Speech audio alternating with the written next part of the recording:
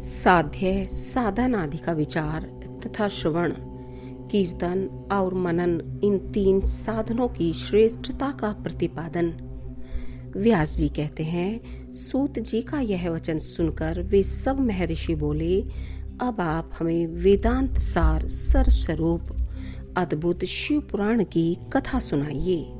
सूत जी ने कहा, आप सब महर्षिगण रोग शोक से रहित कल्याणमय भगवान शिव का स्मरण करके पुराण प्रवर शिव पुराण की, जो वेद के सार तत्व से प्रकट हुआ है, कथा सुनिए। शिव पुराण में भक्ति, ज्ञान और वैराग्य, इन तीनों का प्रीतिपूर्वक गान किया गया है और वेदांत वेद्य सदस्तु का विशेष रूप से वर्णन है। इस वर्तमान कल्प में जब सृष्टि कर्म आरंभ हुआ था, उन दिनों 6 कुलों के महर्षि परस्पर वाद विवाद करते हुए कहने लगे, अमुक वस्तु सबसे उत्कृष्ट है और अमुक नहीं है। उनके इस विवाद ने अत्यंत महान रूप धारण कर लिया। तब वे सब के सब अपनी शंका के समाधान के लिए सृष्टिकर्ता अविनाशी ब्रह्मा जी के पास गए और हाथ जोड़कर विनय भरी वाणी में बोले, प्रभो, आप संपूर्ण जगत को धारण पोषण करने वाले तथा समस्त कारणों के भी कारण हैं। हम यह जानना चाहते हैं कि संपूर्ण तत्वों से परे परात्पर पुराण पुरुष कौन है। ब्रह्मा जी ने कहा, जहाँ से मन सहित वाणी उन्हें न पाकर लौटाती है तथा जिनसे ब्रह्मा, विष्णु, रुद्र और इंद्र आदि से युक्त यह संपूर्ण जगत समस्त भूतों एवं इंद्रियों के साथ पहले प्रकट हुआ है, वे ही ये देव महादेव सर्वज्ञ एवं संपूर्ण जगत के स्वामी हैं। ये ही सबसे उत्कृष्ट हैं। भक्ति से ही इनका साक्षात्कार होता है। दूसरे किसी उपाय से कहीं इनका दर्शन नहीं होता।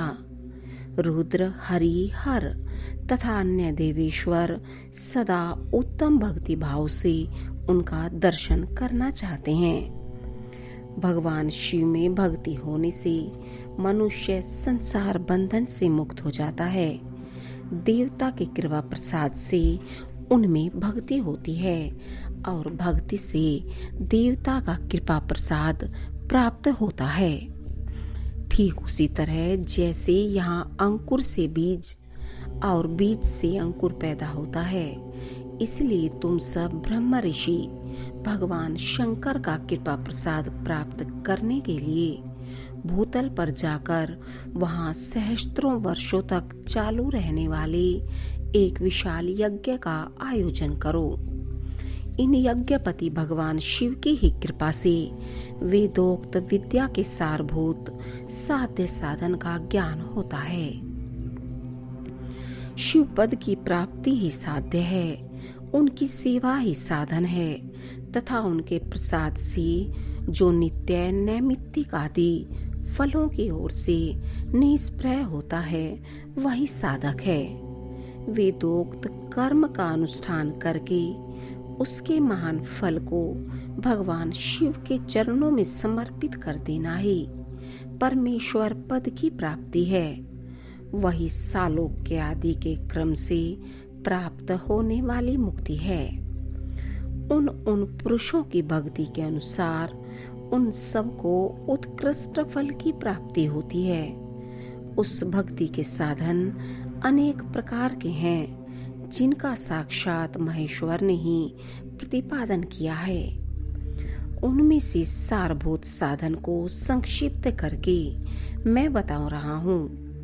कान से भगवान के नाम, गुण और लीलाओं का श्रवण, वाणी द्वारा उनका कीर्तन तथा मन के द्वारा उनका मनन, इन तीनों को महान साधन कहा गया है।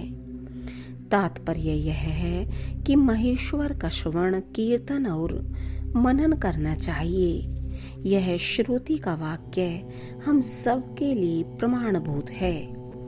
इसी साधन से संपूर्ण मनोरथों की सिद्धि में लगे हुए आप लोग परम साध्य को प्राप्त हों। लोग प्रत्यक्ष वस्तु को आंख से देखकर उसमें प्रवृत्त होते हैं, परंतु जिस वस्तु का कहीं भी प्रत्यक्ष दर्शन नहीं होता, उसे श्रवणेंद्रिय द्वारा जान सुनकर मनुष्य उसकी प्राप्ति के लिए चेष्टा करता है।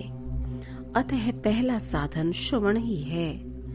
उसके द्वारा गुरु के मुख से तत्वों को सुनकर श्रेष्ठ बुद्धि वाला विद्वान पुरुष अन्य साधन, कीर्तन एवं मनन की सिद्धि करे।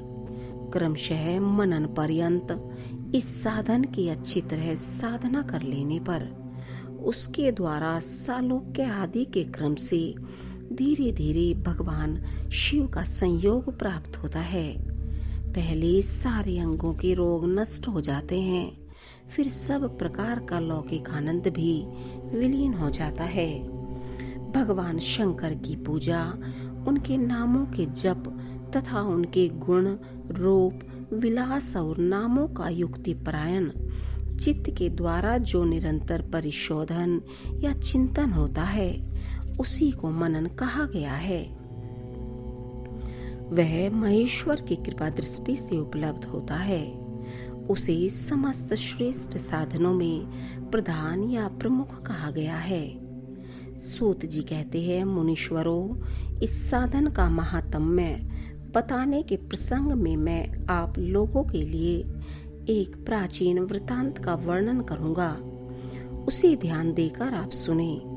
पहले की बात है, पराशर मुनि के पुत्र मेरे गुरु व्यास देव जी सरस्वती नदी के सुंदर तट पर तपस्या कर रहे थे। एक दिन सूर्य तुल्य तेजस्वी विमान से यात्रा करते हुए भगवान सनत कुमार अकस्मात वहां जा पहुंचे। उन्होंने मेरे गुरु को वहां देखा। वे ध्यान में मग्न थे। उससे जगने पर उन्होंने ब्रह्मपुत्र सनत कुमार जी को अपने सामने उपस्थित देखा। देखकर वे बड़े वेग से उठे और उनके चरणों में प्रणाम करके मुनि ने उन्हें अर्घ दिया और देवताओं के बैठने योग्य आसन भी अर्पित किया। तब प्रसन्न हुए भगवान सनत कुमार विनीत भाव से खड़े हुए व्यास जी से गंभीर वाणी में बोले, मुने, तुम सत्य वस्तु का चिंतन करो।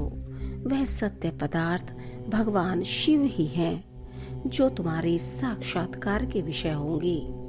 भगवान शंकर का श्रवण, कीर्तन, मनन, ये तीन महत्तर साधन कहे गए हैं। ये तीनों ही वेद सम्मत हैं। पूर्व काल में मैं दूसरे साधनों के संभ्रम में पड़कर घूमता घामता मंदराचल पर जा पहुंचा और वहां तपस्या करने लगा।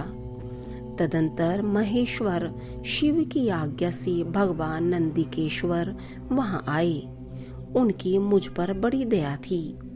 वे सबके साक्षी तथा शिव गणों के स्वामी भगवान नंदिकेश्वर मुझे स्नेह पूर्वक मुक्ति का उत्तम साधन बताते हुए बोले, भगवान शंकर का श्रवण, कीर्तन और मनन, ये तीनों साधन वेद सम्मत हैं और मुक्ति के साक्षात कारण हैं। यह बात स्वयं भगवान शिव ने मुझसे कही है।